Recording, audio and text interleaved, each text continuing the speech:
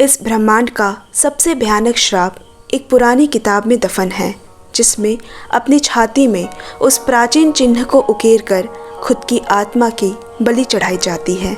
अनंत काल तक खुद को प्रेत आत्मा की दुनिया में कैद करने के बदले उस श्राप की शक्ति मिलती है, जिसका कहर जिस पे भी गिरेगा वो बर्बाद हो जाएगा। लेकिन इसके पीछे का सच कुछ और तो नहीं। Hello everyone, welcome back to my channel movies tribe.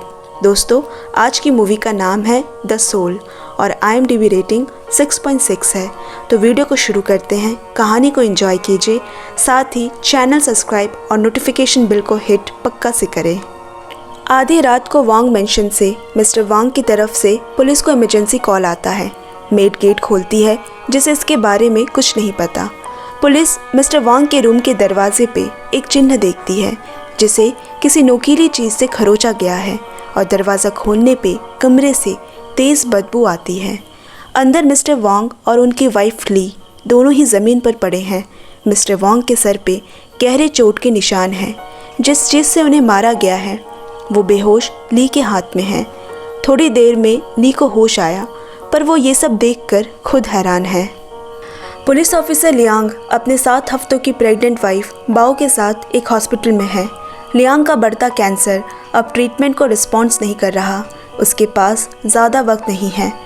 कल रात वांग मैंशन में हुए हादसे की खबर अगले दिन अखबार की सुर्खियों में छाई हुई है, क्योंकि मरने वाला ताइवान के मल्टी बिलियनियर वांग कॉर्पोरेशन का मालिक मिस्टर वांग था। वारदात के वक्त मौजूद उसकी वाइफ ली और उनकी मेड दोनों को पूछताछ के लिए हिरासत में रखा गया है। अब कैंसर ट्रीटमेंट के लिए मेडिकल लीव में रह रहा लियांग अपने सीनियर पुलिस चीफ से वापस ड्यूटी ज्वाइन करने की बात कहता है, क्योंकि उसके पास जितना वक्त बचा है वो अपने बीवी बच्चे के लिए काम करना चाहता है। उसे मिस्टर वांग का मर्डर मिस्ट्री केस हैंडओवर किया जाता है, जिसमें उसकी वाइफ बाओ भी बतौर ऑफिसर काम कर रही है। अब बाओ मिस्टर वांग की वाइफ से उस रात की घटना के बारे में पूछती है। ली ने बताना शुरू किया, रात में नींद नहीं आने की वजह से मैं बालकनी में चली गई थी। कुछ देर बाद जब मैं अंदर आई तब कॉरिडोर से लगे मिस्टर वांग के कमरे से मुझे किसी के फुसफुसाने की आवाज़ आई। दरवाजे के जैसे जैसे करीब आ रही थी वैसे वैसे एक तेज़ गंध मुझे कमरे से आ रही थी। दरवाजे के पास पहुंचकर देखा कि किसी नोकीली चीज़ से दरवाजे पे एक चिन्ह बना हुआ है, और फिर अंदर जो देखा उसे देखकर मेरे होश उड़ गए। यंग मास्टर यानी मिस्टर वांग की पहली वाइफ का बेटा वापस आ चुका था, और वो मिस्टर वांग के बिस्तर के पास खड़ा होकर उस पर कुछ तंत्र मंत्र कर रहा था। एकाएक उसने वज्र उठाकर उनके सर पे दे मारा। मैंने रोकने की बहुत कोशिश की, पर इतना सारा खून देखकर मैं बेहोश हो गई। जब होश आया तो पुलिस को अपने सामने देखा। इसके बाद मेड से पूछने पे उसने बताया, रात में किसी के चिल्लाने से मेरी नींद खुली। भागकर बाहर आने पे मैंने यंग मास्टर को घर से भागते हुए देखा। मैं मास्टर के कमरे में जाने ही वाली थी कि मेन दरवाजे पे पुलिस आ चुकी थी। यंग मास्टर टेयून मिस्टर वांग की पहली वाइफ की मौत के बाद घर छोड़कर चले गए थे। फिर 1 साल बाद वो अचानक वापस आ गए। वो अपने पिता मिस्टर वांग को अपनी माँ की मौत का जिम्मेदार मानता है। उनके पूरे शरीर पे अजीब से अक्षर और बिल्कुल वैसा ही चिन्ह बना हुआ है जैसे दरवाजे पर बना था। वो अजीब अजीब तरह की बातें करता था। कहता था इससे वो अपनी माँ की आत्मा को देख सकता है। वो उनकी रूह को इस संसार से बांधना चाहता है। वांग की पहली वाइफ सुचैन के बारे में मेड ने बताया कि यंग मास्टर के पैदा होने के बाद से उन दोनों में पति पत्नी वाले संबंध नहीं थे, जिससे सुचैन डिप्रेस रहती थी। मिस्टर वांग हमेशा बिजनेस ट्रिप पर रहते थे, और हर बार वापस आने पे उनके कपड़ों से लड़कियों के बाल और लिपस्टिक के निशान मिलते। सुचैन के डिप्रेशन का सबसे ज़्यादा असर यंग मास्टर पर ही हुआ, और एक दिन सुचैन ने उसी बिल्डिंग से कूदकर अपनी जान दे दी। लेकिन मैडम के सुसाइड का मिस्टर वांग पे कोई असर नहीं हुआ। वो सिर्फ मीडिया को दिखाने कुछ देर के लिए आए थे। बाकी फ्यूनरल का सारा इंतज़ाम मिस्टर युफांग ने किया। मैडम के गुजरने के बाद से वो बीमार रहने लगे, और फिर 1 साल के अंदर ही उन्होंने दूसरी शादी कर ली। सुना है ली वांग ट्रस्ट के अनाथालय में पली बड़ी है, और मिस्टर युफांग ने ही ली और मिस्टर वांग को मिलाया था। लियांग इस पूरी पूछताछ को गौर से सुन रहा है, और फिर उसकी नज़र ली के नाखून पे पड़ी, जिस पे एक गहरा जख्म है। अब लियांग के सामने एक और नया सस्पेक्ट मिस्टर युफांग का नाम आया, क्योंकि मिस्टर वांग के वसीयत में ली के नाम के अलावा मिस्टर युफांग का नाम भी है। मिस्टर युफांग कंपनी के सीईओ के साथ साथ मिस्टर वांग के बहुत ही खास पुराने दोस्त भी हैं। यहाँ लियांग को रिपोर्ट में मिला कि मिस्टर वांग को मारने वाला लेफ्ट हैंडेड है, और ताजुब की बात है ली भी लेफ्ट हैंडेड है। साथ ही जिस वज्र से हत्या की गई थी उसमें यंग मास्टर के अलावा ली के फिंगरप्रिंट्स भी मौजूद है। सस्पेक्ट के घेरे में हर कोई खड़ा है। लियांग ने अपनी टीम को सुचैन के सुसाइड के पीछे की कहानी का पता लगाने को कहा, जिस पे बाओ ने बताया कि सुसाइड से पहले सुचैन ने एक न्यूज़ रिपोर्टर को कॉल किया था मिस्टर वांग की असलियत सामने लाने, लेकिन वो जैसे ही पहुंचा सुचैन ने उसके सामने ही सुसाइड कर लिया। ये वीडियो उस दिन हर न्यूज़ चैनल पर थी। कूदने से पहले सुचैन ने कुछ कागज़ भी उड़ाए थे, वो क्या था, लियांग ने पूछा। फिर बाओ ने कहा तेज़ हवा की वजह से वो किसी को नहीं मिले, ना ही उसके बारे में कहीं कुछ लिखा है। सुचैन के कमरे की तलाशी में कुछ काली तंत्र विद्या की किताबें मिली। किताब में उसी चिन्ह का जिक्र है जिसके मुताबिक वो मिस्टर वांग से बदला लेना चाहती थी। इसीलिए उसने ब्रह्मांड का सबसे भयानक श्राप चुना, जिसका कहर वो मिस्टर वांग पे चाहती थी, जो सच भी साबित हुआ। सुचैन की मौत के कुछ ही दिनों में मिस्टर वांग ब्रेन कैंसर से पीड़ित हो गए और वांग कंपनी को भारी नुकसान झेलना पड़ा। ऑटोप्सी में सुचैन के लंग से कुछ जंगली पत्ते के पार्टिकल्स मिले थे, जो कि एक खास तरह के पौधों से मिलते हैं, और वही पत्ते मर्डर की जगह भी मिले हैं। इसी के धुएं से पहले मिस्टर वांग को वश में किया गया और फिर उनकी हत्या की गई। यंग मास्टर ने एक खास दिन और ख़ास तरीका चुना था मिस्टर वांग को मारने का, जैसा कि उस किताब में है, और उस रात कैमरे में यंग मास्टर को भागते हुए भी देखा गया है, जिससे साफ लग रहा है कि खून मिस्टर वांग के खुद के बेटे ने ही की है। लेकिन एक और चौंकाने वाली बात ये पता चली है कि ली के कमरे में भी एक कैमरा लगा है, जिसके बारे में ली को पता है। मिस्टर युफांग ने मिस्टर वांग के कहने पर लगाया था, लेकिन ऐसी क्या वजह है जो उन्हें ली पे नज़र रखने की ज़रूरत थी।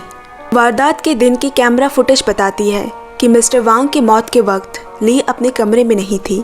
कैमरे में पुलिस को कुछ अजीब चीज़ें भी दिखी, जैसे मर्डर की कुछ दिन पहले ली का अजीब अजीब हरकतें करना। एक रात तो उसे देखकर ऐसा लग रहा मानो वो सुचैन से बातें कर रही हो, कह रही हो कि तुम मेरा कुछ नहीं बिगाड़ सकती। ऐसा लग रहा है जैसे वो पोजेस्ड है।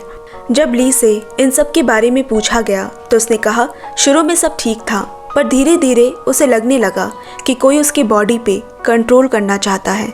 जब से उसे पता चला कि सुचैन ने यही सुसाइड किया था, उसे वहाँ डर लगता है। फिर लियांग ने कहा फॉरेंसिक रिपोर्ट के मुताबिक तुम्हारे फिंगरप्रिंट्स और तुम्हारे कपड़ों पे लगे खून के छींटे, ये सब तुम्हारी तरफ इशारा कर रहे हैं। ली साफ मना करते हुए कहती है मैं यंग मास्टर को रोकने की कोशिश कर रही थी, ना कि किसी को मारने की।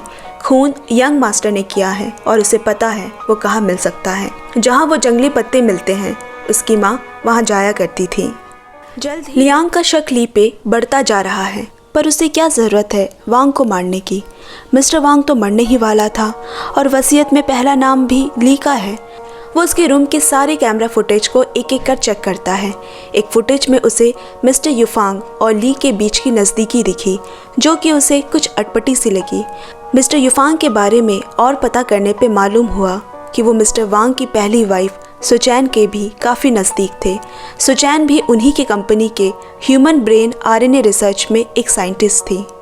फुटेज को काफ़ी बार रिचेक करने के बाद लियांग बाओ को ली के बारे में कुछ अनयूजुअल चीज़ें दिखाता है। ली जब शुरू में यहाँ आई थी तब में और मर्डर के कुछ दिन पहले वाले ली में ज़मीन आसमान का फ़र्क है।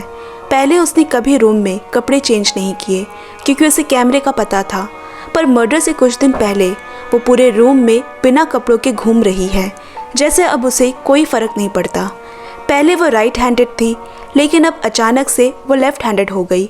यहाँ तक कि उसकी हैंडराइटिंग भी बदल चुकी है। बाओ भी ये सब देखकर दंग रह गई। एक बार फिर मिस्टर युफांग से पूछताछ के दौरान उसने बताया कि मिस्टर वांग के ब्रेन कैंसर डिटेक्ट होने के बाद उसकी हालत बिगड़ने लगी। यंग मास्टर टेयोन अपने बाप से नफरत करता है और अपने बिजनेस के लिए उसे वारिस चाहिए था। इसी वजह से उसने ली से शादी की। अगर बोर्ड ऑफ मेंबर को उसके ब्रेन कैंसर का पता चलता तो तुरंत उसे रिज़ाइन देने को कहा जाता। इसीलिए उसे थोड़े ज़्यादा समय तक जिंदा रखने के लिए 20 साल पहले बंद की गई आरएनए रिसर्च को दोबारा सिर्फ उसके ऊपर शुरू किया गया था। चूँकि मिस्टर वांग के फैमिली चेन में जेनेटिक कैंसर है, इसीलिए बच्चे को भी कैंसर ना हो, इसके लिए कुछ ट्रीटमेंट ली पे किए गए। फुटेज में उसी के साइड इफ़ेक्ट्स है जिसे आप लोगों ने देखा। फिर लियांग उनमें से एक फुटेज दिखाता है जिसमें ली और मिस्टर युफांग साथ बैठे हैं और साथ ही उसके और सुचैन के अफेयर्स की न्यूज़ भी दिखाता है। इसके बाद ऑफिसर लियांग ने सीधे मुद्दे पे आकर अपनी थ्योरी बताना शुरू किया। जिस दिन सुचैन ने सुसाइड किया था वहाँ उस रिपोर्टर के अलावा तुम भी मौजूद थे, लेकिन तुमने पैसे देकर रिपोर्टर का मुंह बंद कर दिया। तुम सुचैन को पहले से पसंद करते थे, पर उसने मिस्टर वांग से शादी कर ली। जब पहले से डिप्रेस्ड सुचैन को तुमने मिस्टर वांग के अफेयर्स के बारे में बताया तो उसने सुसाइड कर लिया। इस बात से तुम खुद को कोसने लगे और सुचैन का बदला लेने के लिए ही तुमने ली को वारिस देने के बहाने मिस्टर वांग से मिलवाया। फिर ली के साथ मिलकर तुमने यंग मास्टर को मिस्टर वांग को मारने के लिए उकसाया। तुम मिस्टर वांग से सुचैन की मौत का बदला लेना चाहते थे। इस बात पे युफांग गुस्सा होकर कहता है, तुम्हें पता भी नहीं मिस्टर वांग के लिए मैंने कितनी कुर्बानियाँ दी है, और वहाँ से उठकर चला गया। जल्द ही ली के बताए गए जगह पे यंग मास्टर को पकड़ लिया गया। वहाँ से पुलिस को उसकी माँ का एक खत भी मिला जिसमें मिस्टर वांग को कब और कैसे मारना है लिखा होता है।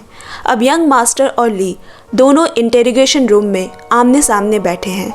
यंग मास्टर से उस खत के बारे में पूछे जाने पे उसने बताया कि ये खत उसे ली ने दिया था जब वो पूरे 1 साल बाद अपनी माँ की बरसी में घर आया। लेकिन ली ने इसका जिक्र पुलिस से नहीं किया। जब लियांग ने इसके बारे में उससे पूछा, थोड़ी ही देर में अजीब हरकत कर रही ली के अंदर सुचैन बात करने लगी। तेयुन, तुमने उसे वैसे ही मारा जैसे मैंने बताया था। अब वांग की आत्मा नर्क में सड़ रही है। मैं बहुत खुश हूँ। इतना कहकर ली बेहोश हो गई। इसके बाद यंग मास्टर ने अपना जुर्म कबूल कर लिया और उसे उम्र कैद की सज़ा हो गई। ली को हिरासत से आज़ाद कर दिया गया। यानी अभी तक यही समझ आया है कि उस किताब की एक एक बात सही साबित हो गई। सुचैन ने ही ली के बॉडी को पोजेस कर अपने बेटे से मिस्टर वांग को मरवाया। केस सॉल्व होने के बाद भी लियांग के मन में कुछ अनसुलझे सवाल अभी भी है। इसी बीच लियांग की तबीयत और बिगड़ गई। इधर ली और मिस्टर युफांग को साथ दिखाया जाता है। उनके बीच की नज़दीकी साफ बता रही है कि ये पूरा गेम प्लान उन दोनों का था। बेस्ट फ्रेंड और सेकंड वाइफ ने मिलकर वांग कॉर्पोरेशन को हथिया लिया। इधर लियांग पूरे 2 दिन के बाद कोमा से बाहर आया और बाओ से पता चला कि वांग कॉर्पोरेशन उसके कैंसर ट्रीटमेंट का पूरा खर्च उठाने को तैयार है। हालांकि उसके बचने की आशा ना के बराबर है। यही सोचकर इस हालत में भी लियांग हॉस्पिटल से ही काम करना शुरू कर देता है। केस की रिपोर्ट फाइल चेक करते हुए लियांग को वांग की फ़ोन रिकॉर्डिंग मिली, पर फिर उसने गौर किया कि रिकॉर्डिंग के साथ छेड़छाड़ की गई है। फ़ोन डेटा रिकवर करके जब उसने सुना तो उसमें ली को साफ कहते सुना गया, मुझे तुम्हें मारना होगा। क्यों अपनी मौत को टाल रहे हो? ये कंपनी अब मेरी है। तुम भी मेरी जगह होते तो यही करते। इधर बाओ को कॉल आया कि मिस्टर युफांग ने ली पर हमला करने की कोशिश की और अब वो फरार है। जब ये बात बताने बाओ अंदर आई, लियांग ने उससे एविडेंस से छेड़खानी करने की वजह पूछी। बाओ ने ऐसा इसीलिए किया ताकि लियांग को बचाया जा सके। ये कैंसर ट्रीटमेंट वो कभी अफोर्ड नहीं कर सकते। वैसे भी तियोन अपना जुर्म कबूल कर चुका है और ली अब वांग कॉर्पोरेशन की नई मालकिन है। हम उसका कुछ नहीं बिगाड़ पाएंगे। इधर ली पुलिस को अपना बयान देती है कि मिस्टर युफांग ने सीईओ की कुर्सी छोड़ने के लिए उसे धमकाया है, नहीं तो वो उसे और उसके पेट में मिस्टर वांग के बच्चे को मार देगा। सबूत एक तरफ है, लेकिन कहानी कहीं और इशारा कर रही है। शुरू से ही ली की हरकतों को गौर कर रहा लियांग अब अकेले में ली से मिलकर पूरी कहानी बताता है। पहले तो उसने उसे वही रिकॉर्डिंग सुनाया और फिर कहा, तुम्हारे बॉडी लैंग्वेज की तब्दीलियों को मैंने काफ़ी गौर किया। राइट हैंडेड से तुम अचानक लेफ्ट हैंडेड बन गई। तुम्हारे हैंडराइटिंग्स तक बदल गए और अब तुम वांग कंपनी के बड़े बड़े डिसीजंस लेने लगी हो, जैसे तुम कोई 20 साल की अनाथ लड़की ना होकर एक 45 साल की बिजनेसमैन हो। मुझे ये तो नहीं पता तुमने और मिस्टर युफांग ने मिलकर ऐसी कौन सी टेक्नोलॉजी बनाई है, पर मैं ये यकीन के साथ कह सकता हूँ तुम ली नहीं बल्कि मिस्टर वांग हो। लेकिन तुमने एक लड़की की बॉडी क्यों चुनी? ली कहती है, लगता है ब्रेन कैंसर तुम्हारे दिमाग पर भी असर करने लग गया है। यहाँ दिमाग लगाने की बजाय अपने ट्रीटमेंट पे ध्यान दो, जिसके लिए तुम्हारी वाइफ ने सैक्रिफाइस किया है। अचानक एक दिन लियांग के घर पुलिस से फरार मिस्टर युफांग आया और कहानी ने एक नया ही रुख ले लिया, जिसे यकीन कर पाना मुश्किल है। मिस्टर युफांग ने बताना शुरू किया। ये सफ़र 20 साल पहले शुरू हुआ। बचपन के दोस्त वांग और मैंने मिलकर वांग कंपनी की नींव रखी। वांग हमेशा से अंदर से लड़की थी। हम दोनों एक दूसरे से प्यार करते थे, लेकिन दुनिया के सामने इसे नहीं लाया जा सकता था। दुनिया को दिखाने के लिए ही हमारे रिसर्च कंपनी की एक साइंटिस्ट सुचैन से वांग ने शादी कर ली, पर हमारा रिश्ता चलता रहा। वांग खुद को एक लड़की में बदलना चाहता था, जिसके लिए सोल ट्रांसफ़र पे रिसर्च शुरू की गई। लेकिन जब इतने सालों बाद सुचैन को उसके गे होने की सच्चाई पता चली तो उसने सुसाइड कर लिया। रिसर्च के दौरान एक ऐसी टेक्नोलॉजी की खोज हुई जिससे एक इंसान की मेमोरी को दूसरे इंसान में ट्रांसफ़र किया जा सकता है। वांग के कैंसर का पता चलने के बाद हमने बिना देरी किए सोल ट्रांसफ़र के लिए ली को चुन लिया। इंसान की पहचान, रिश्ते, जो कुछ भी है, सब उनके दिमाग की याददाश्त से ही है। इसीलिए हम ली की याददाश्त को धीरे धीरे मिटाते हुए उसमें वांग की यादें भरने लगे। अब वो ली नहीं रही। जो तुमने फुटेज में देखा था, इसी के साइड इफ़ेक्ट्स थे। सब कुछ प्लान के मुताबिक चल रहा था कि एक दिन वांग को ली के दिमाग में पैदा हो रहे दूसरे वांग से डर लगने लगा। उसने वसीयत बदलने के लिए कहा और ये बात ली ने सुन ली। और फिर नए वांग ने पुराने वांग को मारने का प्लान बनाया। उसने यंग मास्टर को उसकी माँ का लिखा नकली खत देकर अपने बाप को मारने के लिए उकसाया, पर वो घबराकर अधमरे बाप को छोड़कर भाग गया, जिसके बाद दूसरे वांग ने ही अपने पुराने अस्तित्व को ख़त्म कर दिया। लेकिन वांग यही नहीं रुकना चाहता।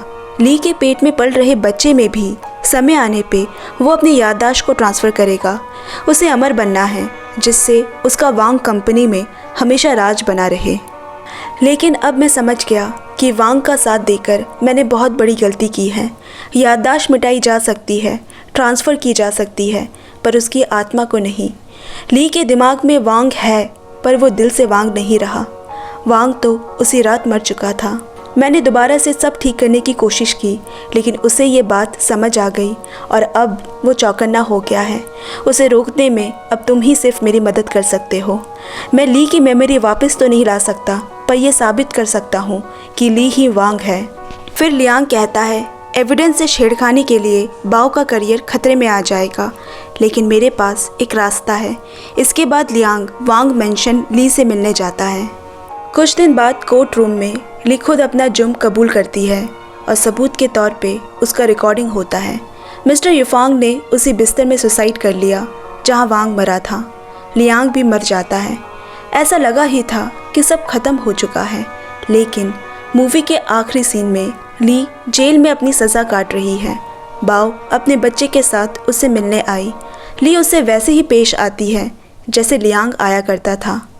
दरअसल यहाँ हुआ क्या था, मिस्टर युफांग की मदद से उस दिन ली को किडनैप कर उसी बेसमेंट लैब में दोबारा एक मेमोरी ट्रांसफ़र शुरू की गई और अब की बार ली के दिमाग में लियांग की मेमोरी डाली गई। लियांग वैसे भी मरने वाला था, पर इस तरह वो अपनी बीवी बच्चे के पास तो रह पाएगा। और मूवी यहीं ख़त्म हो जाती है। हमें कभी कुदरत के नियमों के ख़िलाफ़ नहीं जाना चाहिए। इंसान ये समझ नहीं पाते कि वो खुद भी कुदरत का एक हिस्सा है। तो अगर कोई कुदरत के ही खिलाफ काम करे, चाहे वो युगों पुरानी धारणाएं हो या नई तकनीक का सहारा, तो उसका अंजाम विनाश है। दोस्तों, आज की एक्सप्लेनेशन आपको कैसी लगी कमेंट में ज़रूर शेयर करें और चैनल को भी पक्का सब्सक्राइब कर ले। आपसे जल्द मिलते हैं अगले वीडियो में। Bye bye, love you and take care friends.